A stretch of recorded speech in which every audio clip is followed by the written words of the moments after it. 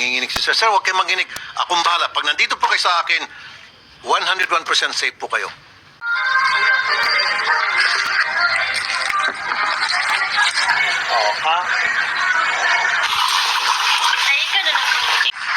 Magandang hapon at mabuhay po, Idol Rafi. Magandang hapon, Sir Sherry. Of course, magandang umaga, magandang tanghali, magandang hapon, magandang gabi, magandang madaling araw sa mga sulok na mundo. May mga Pilipino, tayong mga OFW. Ako po'y sumasaludo sa inyo. Of course, sa ating mga magagawang Pinoy. Marisales. Okay. Nirereklamo po nila ang mga pulis na pumasok daw po sa kanilang bahay na may bit-bit na baril.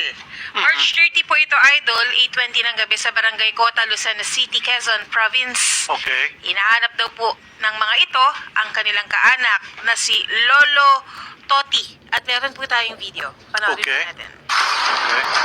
Yan po yung mga pulis, mga nakasibilyan po, Naka-shorts. naka-shorts. Yung ito pong nakapula ay may hawak po na baril. Oho, yung baril nakabulot. Yes, sir. Yes, sir. Ayan po. Walang mga ID. Wala po, sir. Nakabag. Ayan po yung baril. Pasok sila sa bahay. Okay. I-inspect, sir. Nag-video. Si Kuya Tutoy daw po. Yung kapatid po ni Bianan po. Okay. Bianan po. Wala po, hindi po dito napunta. Sa pulpunong yun po yung nakulong. Okay. Sige. Sir Victor and Sir Roberto, magandang hapon sa inyo. Of course, kasama niyo si Ma'am Joanna. Ang hinahanap po nila ay si Lolo Toti. Si Lolo Toti. Kayo po. Apo. Okay. Si Toti, siya yung... Si Mr. Roberto Zamora, sir, na sinasabi niyo. Kay si Mr. Zamora. Okay, si Toti. Now, una sa lahat, yung pinasok po na bahay, doon po kayo nakatira. Hindi po. Alam ng mga polis na hindi ka doon nakatira. Hindi po. And yet, doon yung pinuntahan nila. Number one. Number two, meron po silang hawak na warrant? Wala po yata. Walang pinakita. Pinakita po sa amin, sir. Bali, nasa cellphone. Parang nakapokus lang po yung pinakapangalan lang po dun sa cellphone. Hindi po nila totally binasa kung ano po yung ano. Basta sabi lang po ay hinahanap daw po Dapat nila si... pinakita sa inyo warrant, tapos Opo, pinapaliwanag kung para pinapaliwanag. saan yung warrant, kung yun Mayroon ay nga daw updated po. warrant and all. Okay, bakit po kayo hinahanap at bakit daw sila pumunta doon sa bahay na hindi naman doon kayo nakatira? Hindi ko po alam, babe. Yung pong warang pong yun, nung ano pa po yata po yun eh. Nung aking pong, matagal na po yun. So meron ka talagang warrant. Nung matagal na po yun, nung main po, nung ano pa yun. Nangulong na nga po ako dyan. Nakulong po kayo. Opo, 4 na buwan po. October 13 po na dismissed po ako na... Na-dismiss? Okay. So nagkaroon kayo ng warrant and then kayo po ay nakulong because of that warrant. Kailangan is-serve yun. Nung panahon na yun, na-serve na yung warrant. Opo, sumuko po ako sa mga retired police. Sumuko ka sa police. So ngayon, pinasa ka dun sa judge, korte kung sino yung nag-issue ng warrant. And then ikaw ay kinulong for 4 months. After 4 months, na-dismiss po kayo? Opo. Na-dismiss yung kaso nyo? Opo. Okay. So meron po kayong dokumento ng dismissal order? Okay. Ito po yung discharge, sir. Ito yung warrant. Ito yung... Certificate of discharge, sir. Okay. Nakalagay po dyan, sir, yung Alright, so maliwanag. provisionally discharge, sir. October 13, 2025, nabigyan ka ng release order, certificate of discharge. Okay, and so, ibig sabihin, yung mga pulis, walang kopya nito. Wala po. Sige, ilang pulis pong pumasok? Sapat. 4. Nakita ko doon sa video, may nagsabi na hindi po dito napunta, simula po na nakulong. Okay. Tapos yung mga pulis, walang dalang ID, walang body cam. Sino po yung nagbi-video? Buti na lang. Video po. At saka po yung anak ko pong 15 years old po. Very good. At least meron kayong presence of mind. Importante po yun. Kasi kung wala yung video, ang dating noon, he said, she said yun. So with that video, hindi nila pwedeng pagsinungalingan itong sumbong nyo ngayon. Sige, kausapin na ang mga, sino yung mga nang-raid pumunta, Shari? Ang mga nirereklamo po na naka-assign po sa Quezon Provincial Intelligence Unit ng Quezon PNP, si Police Executive Master Sergeant Christian Mendoza, ito po yung team leader, ito po yung yung naka-red, Idol. Okay. Okay? Si Police Chief Master Sergeant Eric Claveria, Police Staff Sergeant Roldan De Leoma, Corporal Jose Anjo Hernandez, Corporal Franz Obkiana, and Patrolman John Roy Rodas. So, 6. Opo. Ang dami nila. Okay. Sir, hindi po kasama doon si Dilioma. Hindi kasama si Dilioma. Opo. Si Sergeant Dilioma. Oo, hindi po kasama yun. So, ibig sabihin, 5 lang po yung pumunta. Opo. Kausapin na natin, makakausapin natin yung team leaders. Wala. Ang problema, sir, lahat daw po sila nasa follow-up operation. May number po tayo, pero hindi po. Nasa follow-up operation. Lahat po tayo, sir. Lahat po sila may Dapat number. nasibak naman to. Ba't Hindi po meron pang contact. follow-up operation? Nakakatakot to. Itong mga polis na ito. Anybody, pwede maging victim nila. Colonel Ruben Valera, boss nila, Chief Provincial Intelligence Unit ng Quezon PNP. Magandang hapon po, Colonel Valera, sir. Good afternoon po, sir. Sir Idol, sir. Isang mapagpalang hapon po, sir. Opo, sir. Ganda hapon po. Opo. Sir, alam niyo na po itong kaso ng inyong mga tao, kaya po kami napatawag sa inyo. Yes, sir. Bali na info po, sir, kaninang umaga po. So, ang ginawa po namin, nag-consult po, sir, kay Sir PD. At as of this time po, sir, ay officially ay nirelieve na po sila outside po, sir, ng Provincial Intelligence Unit. Pagpaumanhin niyo po, sir, ay kaninang madaling araw po kasi sila, sir, nag-follow up doon medyo malayong bayan para yung barangay.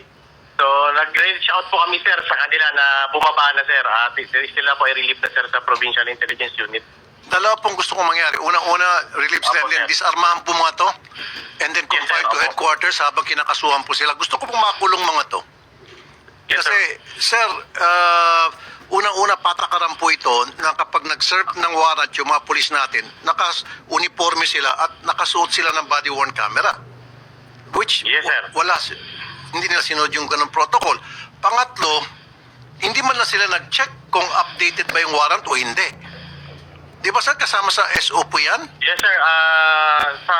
Actually, sir, bilang chief, Outstanding? paulit-ulit ko po, sir, pinapaalala na lagi po, sir, i-verify sa issuing court ang warrant of arrest. Correct. Kung existing pa, sir, or na-serve na po. Correct. Yung po talagang pinakauna, before you serve the warrant, you go to the court that issued the warrant, and then i-verify ninyo kung outstanding pa ba yun, o na-serve na yun, o paso na yun, etc. Di po ba? Yes, sir. Copy po, sir. Actually, sir, hindi po kami, sir, nagmula ng paalala. Since po, sir, ay nangyari na po yan, sir, we will do our best, sir, para makamit po, sir, ng mga victim yung tamang due process po. At may investigahan po, sir, na maayos. Kaya po, sir, ay nirelieve na po sila, sir, sa Provincial Intelligence Unit. Relieve. Okay. Sandali lang po, Apo, sir. sir. Kausapin natin si Colonel Romulo Albacea, yung Provincial Director ng Quezon Province. Colonel Albacea, magandang hapon po, sir, Colonel.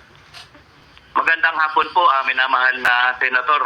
Unang-una po, ako po ay humihingi na po kaagad ng paumanhin dahil kanina ko lang po sir ito nalaman na pangyayaring ito. Opo. I was informed by my intelligence officer, Lieutenant Colonel Ruben Valera, kaya I directed po yung ating admin officer na i-relieve po itong mga tao na ito at paimbestigahan ko po totally ito pong pangyayari po na ito.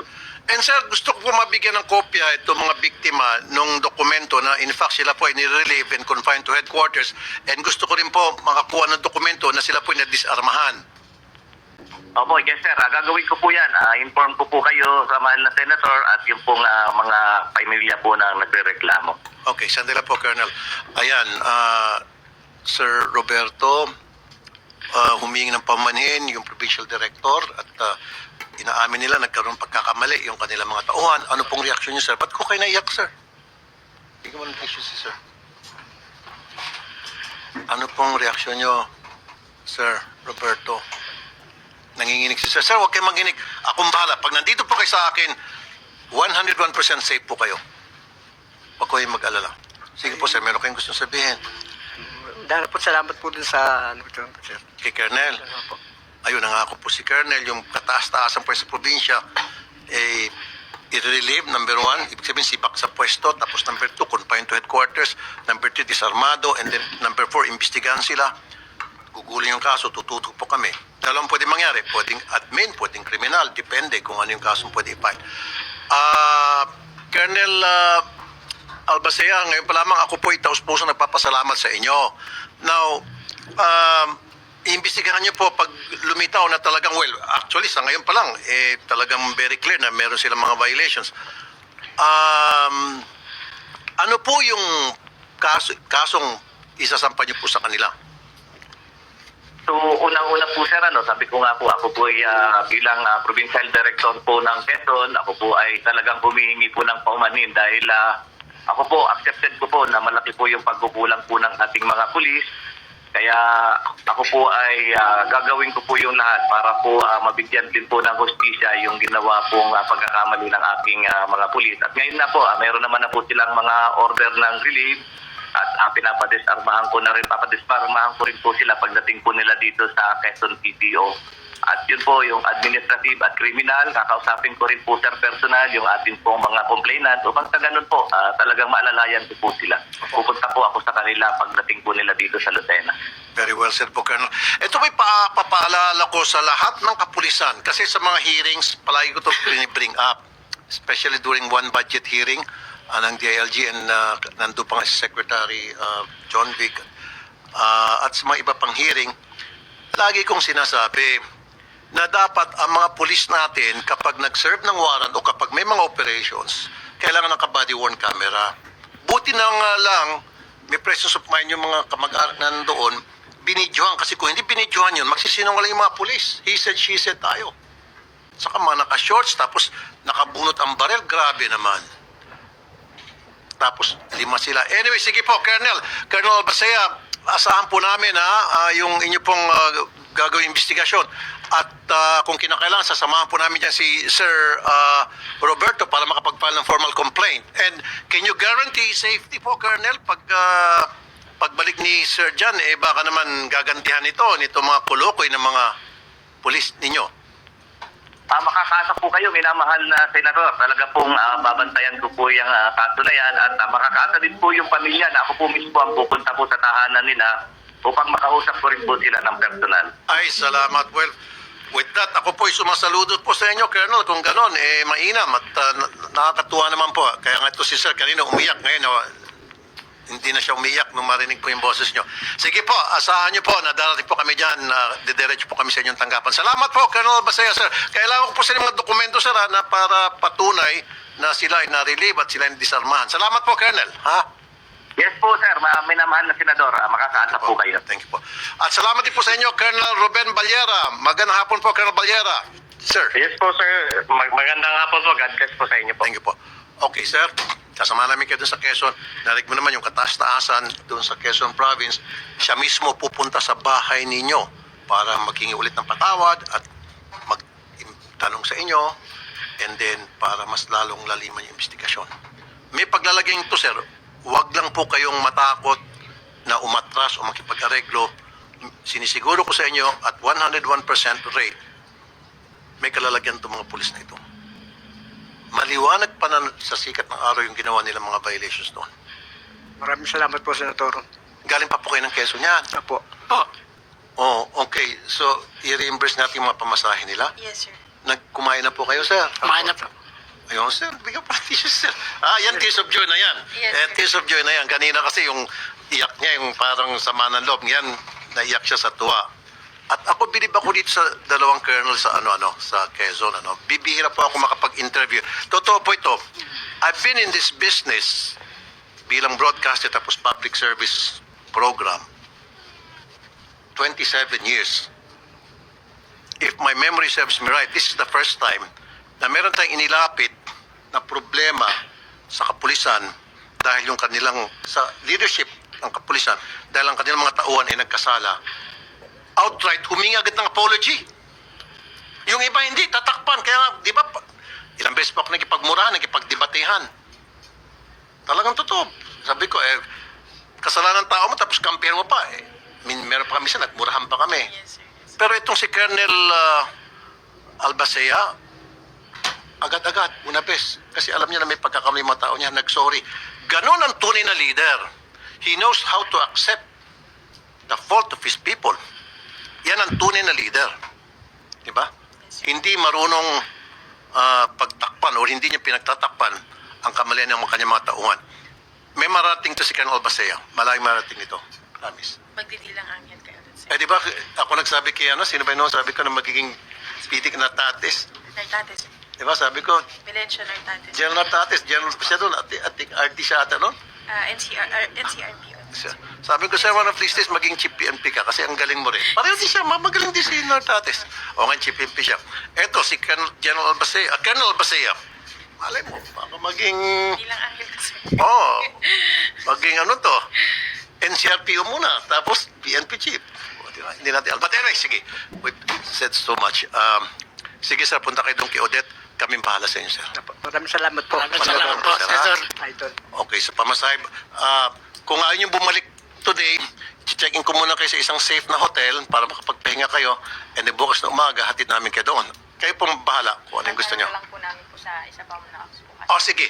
May kasama pa kayo. Sige po, akong bahala. Sagot ko lahat, ha? Punta ko kayo doon kayo, Odette. Thank you po. Maraming salamat po sa tiwala, ha? Magandang hapon po sa inyo. Okay. Ganon kasi ang ginagawa ng mga kapulisan natin, mga otoridad. Kapag mahirap ka, ang kasalanan nila, mahirap sila eh. Pero hindi na pwedeng gawin sa taga-Force Park. Kung yan bahay ng mayaman, alam nila na mansyon, hindi na basta-basta pasukin. Ang pinapasok nila, ginagawa na lang ganon, alam nila na mahirap, na walang panlaban. Pero malas nyo lang, may rapi tulpo, nakatapat nyo. Okay, newspeak tayo. Salamat, sir. At magbabalik pang wanted sa radyo at ang oras natin 2:80 ng hapon at ang oras